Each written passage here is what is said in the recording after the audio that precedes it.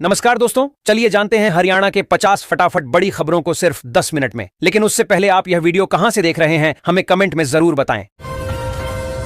हरियाणा आयुष्मान योजना 26 लाख से अधिक लाभार्थियों को मिला लाभ, 3,705 करोड़ का भुगतान। फर्जीवाड़े पर कार्रवाई, जरूरतमंद परिवारों के लिए जीवनदायिनी बनी आयुष्मान योजना के तहत हरियाणा के 26,44,373 लोगों ने लाभ उठाया है।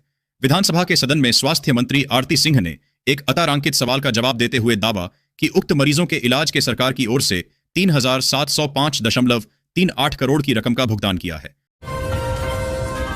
हरियाणा बजट सत्र, रियायती जमीन पर बने अस्पतालों पर सरकार की सख्ती, गरीबों के इलाज की रिपोर्ट न देने पर होगी कार्रवाई।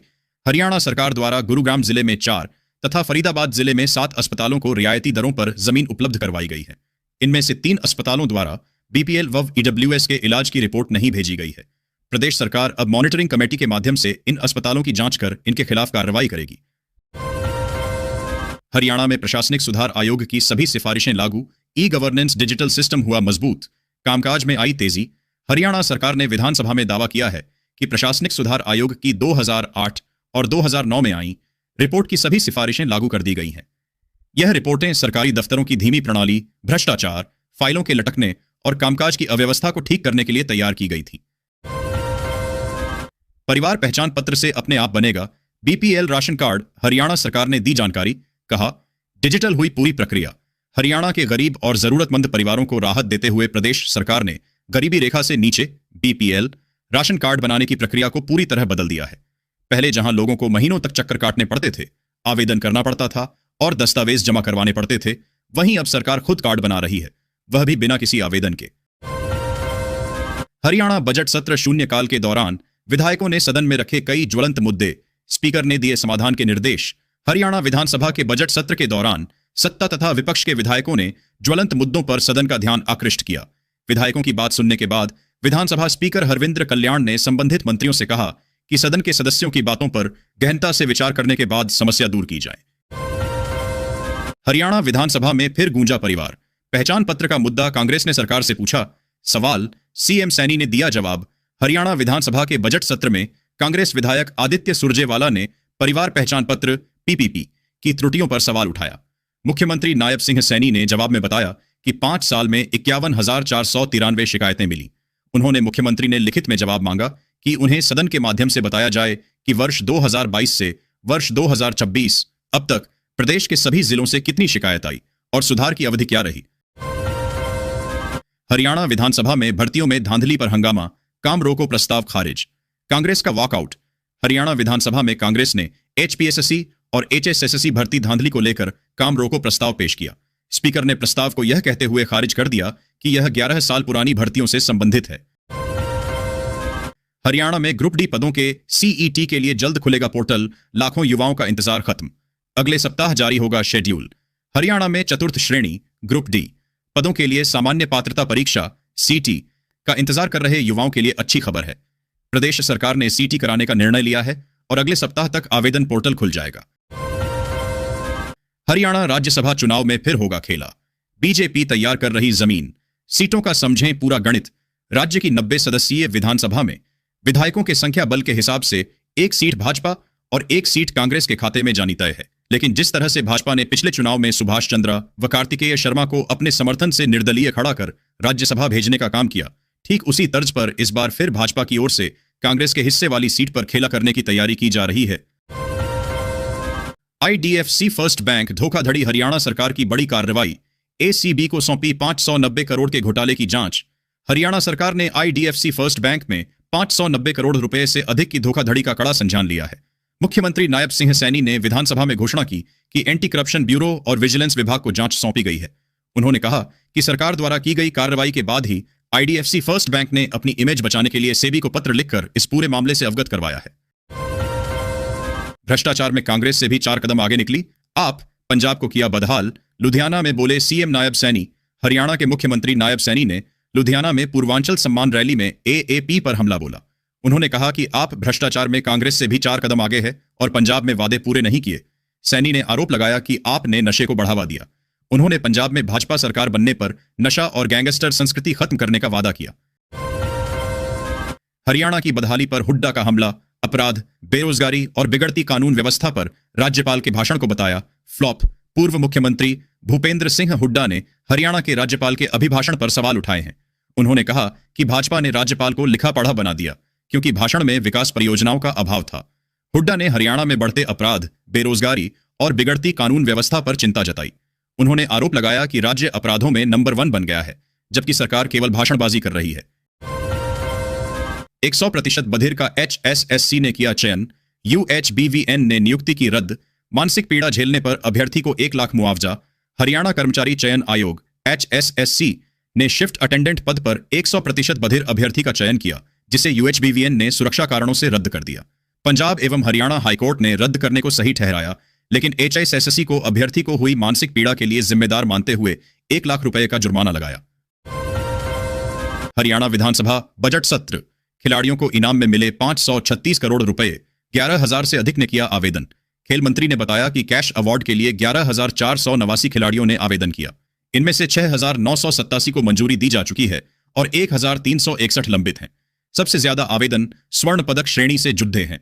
उन्होंने बताया कि खेल विभाग ने 2019 से 2025 तक खिलाड़ियों को 491.22 करोड़ रुपए नकद पुरस्कार के रूप में वितरित किए।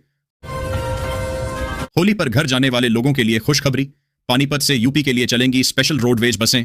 पानीपत रोडवेज डिपो ने होली पर उत्तर प्रदेश जाने वाले यात्रियों के लिए विशेष व्यवस्था की है।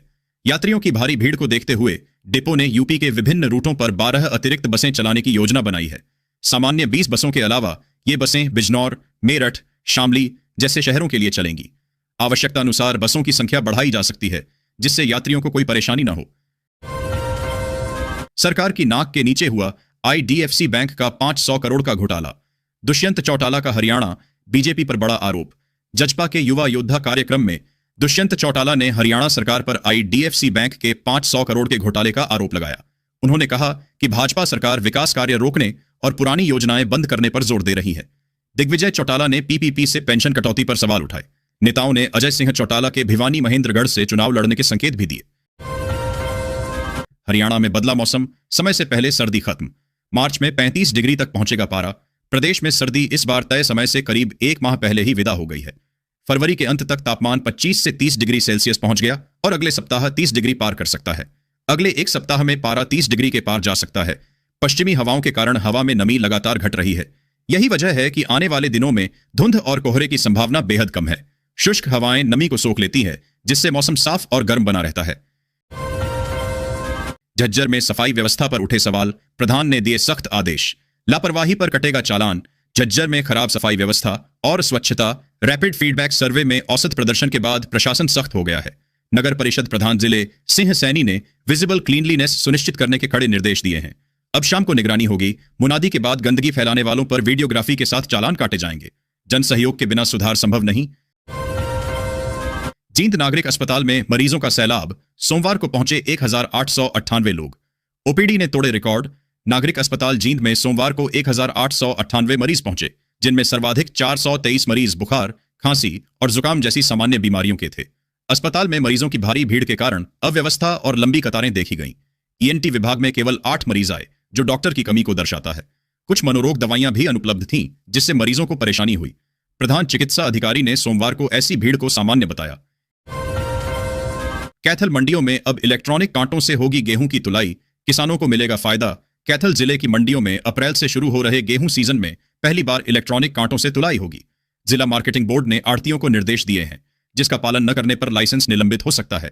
बता दें कि अब तक गेहूं व धान सीजन में फरसी व तिपाही कंडों से फसल की तुलाई आड़तियों द्वारा की जाती थी। किसान व भाकियू पदाधिकारियों ने गेहूं के वजन में गोलमाल की आशंका जताते हुए सरकार से मांग की थी कि मंडियों में अनाज की तुलाई इलेक्ट्रॉनिक कांटों से की जाए। होलाष्टक प्रारंभ होते ही मांगलिक कार्यों पर लगी रोक। ग्रहों की उग्र स्थिति बढ़ाएगी प्रभाव। जागृत होंगे तंत्र मंत्र। होलाष्टक 24 फरवरी से शुरू होकर 2 मार्च को होलिका दहन तक चलेगा। इस अवधि में विवाह, मुंडन जैसे शुभ कार्य वर्जित हैं। इन दिनों ग्रहों की नकारात्मक ऊर्जा बढ़ती है। हालांकि यह समय साधनाओं और तंत्र मंत्र के लिए विशेष फलदायी माना जाता है। ई-श्रम कार्ड वालों को मिलेगा 10,000 रुपए का सीधा लाभ। किस्त जारी। देश के असंगठित क्षेत्र में काम करने वाले करोड़ों मजदूरों के लिए ई-श्रम कार्ड एक बड़ी उम्मीद बनकर सामने आया है। दिहाड़ी मजदूर, रेहड़ी पटरी वाले, घरेलू कामगार, निर्माण श्रमिक और छोटे काम धंधों से जुड़े लोग लंबे समय से आर्थिक सुरक्षा की मांग करते रहे हैं। ऐसे में खबरें आ रही हैं कि ई श्रम कार्ड धारकों को एक साथ 10,000 रुपए तक की राशि मिलनी शुरू हो गई है। कुछ जगहों पर यह भी कहा जा रहा है कि 3 लंबित किस्तों को जोड़कर एक मुश्त पैसा बैंक खातों में ट्रांसफर किया जा रहा है। जाहिर है, यह खबर सुनकर लाखों श्रमिकों के मन में उम्मीद जगी है। मिडिल क्लास और गरीब परिवारों को 300 यूनिट तक मुफ्त बिजली। अगर आपके घर का बिजली बिल बढ़ते बढ़ते इतना ज्यादा हो गया है कि अब उसे चुकाना मुश्किल लग रहा है, तो आपके लिए राहत भरी खबर है। देश के कई राज्यों में सरकार ने गरीब और मिडिल क्लास परिवारों के लिए बिजली बिल माफी योजना शुरू की है। इस योजना का मकसद उन लोगों को राहत देना है जो आर्थिक तंगी की वजह से समय पर बिल जमा नहीं कर पाए और जिन पर पुराना बकाया बढ़ता ही चला गया। अब ऐसे परिवार आवेदन करके अपने पुराने बिल से छुटकारा पा सकते हैं और साथ ही कुछ राज्यों में 300 यूनिट तक फ्री बिजली का फायदा भी मिल सकता है। महिलाओं को फ्री सिलाई मशीन मिलना होगा। शुरू घर बैठे कमाई का सपना देखने वाली बहुत सी बहनें और माताएं फ्री सिलाई मशीन योजना का लाभ लेने के लिए उत्सुक हैं। यदि आप ग्रामीण क्षेत्र से हैं या शहर में रहकर आर्थिक तंगी का सामना कर रही हैं, तो यह योजना आपके लिए स्वावलंबन का एक नया मार्ग खोल सकती है। सरकार महिलाओं को आत्मनिर्भर बनाने के लिए या तो मुफ्त सिलाई मशीन प्रदान कर रही है या इसकी कीमत के बराबर 15,000 रुपए तक की आर्थिक सहायता दे रही है। सभी किसानों को आज से 22वीं किस्त के 2,000 रुपए मिलना शुरू। देश के करोड़ों किसानों के लिए प्रधानमंत्री किसान सम्मान निधि योजना एक बड़ी आर्थिक मदद साबित हो रही है। हाल ही में 19 नवंबर 2025 को 21वीं किस्त की राशि सफलतापूर्वक लाभार्थियों के बैंक खातों में ट्रांसफर की गई थी, जिसके बाद अब सभी किसान भाइयों को 22वीं किस्त का इंतजार है। सरकार हर साल 3 बराबर किस्तों में 6,000 रुपए की सहायता राशि देती है, जिसमें हर 4 महीने पर 2,000 रुपए सीधे डीबीटी के माध्यम से भेजे जाते हैं। खाटू श्याम मेले पर यात्रियों को बड़ी सौगात। अब दिल्ली सराय रोहिल्ला तक दौड़ेगी मदार रेवाड़ी फुलेरा एक्सप्रेस। खाटू श्याम मेले के अवसर पर यात्रियों की सुविधा के लिए मदार रेवाड़ी फुलेरा एक्सप्रेस को दिल्ली सराय रोहिल्ला तक बढ़ाया गया है। उत्तर पश्चिम रेलवे ने 24 फरवरी से 1 मार्च तक इस सेवा का विस्तार किया है। इस दौरान फुलेरा शाम 6:20 पर पहुंचेगी, रात 11:55 पर रेवाड़ी पहुंचेगी, 5 मिनट के ठहराव के बाद रवाना होकर रात 12 बजे पटौदी रोड, 12:38 पर गुरुग्राम होते हुए दिल्ली छावनी से दिल्ली सराय रोहिल्ला पहुंचेगी। होली से पहले रेलवे की सौगात। रेवाड़ी रिंग्स और जयपुर भिवानी स्पेशल ट्रेनों की संचालन अवधि बढ़ी। रेलवे ने होली पर अतिरिक्त यात्री यातायात के लिए 3 जोड़ी स्पेशल ट्रेनों की संचालन अवधि बढ़ाई है। उत्तर पश्चिम रेलवे के अनुसार रेवाड़ी रिंग्स रेवाड़ी और जयपुर भिवानी जयपुर स्पेशल रेल सेवाएं मार्च महीने में विस्तारित की गई हैं। हरियाणा में बदला मौसम का मिजाज, घनी धुंध से बढ़ी ठंड और सड़क हादसों का खतरा। सिरसा जिले में पिछले 2 दिनों से मौसम में बदलाव आया है, जिससे ठंड बढ़ गई है। सुबह घनी धुंध छाने से आमजन और वाहन चालकों को परेशानी हो रही है, जिससे सड़क हादसों का खतरा भी बढ़ा है। रविवार को अधिकतम तापमान 27 डिग्री और न्यूनतम 12 डिग्री रहा। ओढ़ा क्षेत्र के मिठड़ी गांव में धुंध के कारण सड़क पार करते समय एक बुजुर्ग की कार की टक्कर से मौत हो गई। फरीदाबाद के लोगों के लिए गुड न्यूज। बादशाह खान चौक होगा जाम फ्री, स्लिप रोड से मिलेगी राहत। फरीदाबाद के बादशाह खान चौक को जाम मुक्त बनाने के लिए स्लिप रोड का निर्माण कार्य जारी है। 2 तरफ स्लिप रोड बनने से यातायात सुगम होगा, जिससे निगम मुख्यालय और अस्पताल जाने वाले लोगों को राहत मिलेगी। फरीदाबाद में ग्रीनफील्ड एक्सप्रेसवे का बांध बना चिंता का सबब। मोहना गांव के किसान करेंगे पंचायत। किसान इस समस्या को 5 फरवरी को हुई जिला परिवाद एवं कष्ट निवारण समिति की बैठक में भी रख चुके हैं। समिति के चेयरमैन और वन एवं पर्यावरण मंत्री राव नरवीर सिंह ने एसडीएम मयंक भारद्वाज को जांच सौंप है। एसडीएम ने अभी जांच शुरू नहीं की है। ग्रामीण इस मामले में अब पंचायत कर रहे हैं। द्वारका एक्सप्रेसवे पर C&D वेस्ट यार्ड को लेकर विरोध तेज। निवासियों ने दिया 7 दिन का अल्टीमेटम। द्वारका एक्सप्रेसवे के पास प्रस्तावित C&D वेस्ट डंपिंग यार्ड के खिलाफ नया गुरुग्राम में विरोध प्रदर्शन तेज हो गया है। 500 से अधिक निवासियों और ग्रामीणों ने सेक्टर 103 और 106 में यार्ड हटाने की मांग की। 90 की जरूरत, तैनाती सिर्फ 22 लोगों की। हांसी फायर ब्रिगेड में स्टाफ का भारी टोटा। हांसी जिला बनने के 2 महीने बाद भी फायर ब्रिगेड विभाग जर्जर भवन और सीमित संसाधनों के साथ काम कर रहा है। विभाग के पास केवल 4 चालू दमकल वाहन हैं और 75 गांवों सहित पूरे शहर की सुरक्षा का जिम्मा है। 90 कर्मचारियों की आवश्यकता के मुकाबले केवल 22 कर्मचारी तैनात हैं, जिससे आगजनी जैसी आपात स्थितियों से निपटना चुनौतीपूर्ण हो रहा है। नए भवन और वाहनों के लिए फाइल भेजी गई है। कैथल में पार्किंग बनी सिरदर्द। सड़कों पर खड़े वाहन लगा रहे ट्रैफिक को ब्रेक। जाम से जनता बेहाल। कैथल शहर में पार्किंग की समुचित व्यवस्था न होने से आमजन को भारी परेशानी हो रही है। प्रमुख बाजारों और मार्गों पर सड़क किनारे खड़े वाहन यातायात बाधित कर रहे हैं, जिससे जाम और दुर्घटनाओं का खतरा बढ़ गया है। दुकानदारों का व्यापार प्रभावित हो रहा है। नगर परिषद इस समस्या को गंभीरता से ले रही है और स्मार्ट पार्किंग व वैकल्पिक स्थलों पर विचार कर रही है, ताकि शहरवासियों को राहत मिल सके। हरियाणा के युवाओं का इस्तेमाल कर रही बीजेपी अनुराग ढांडा ने सीएम नायब सिंह सैनी पर साधा निशाना।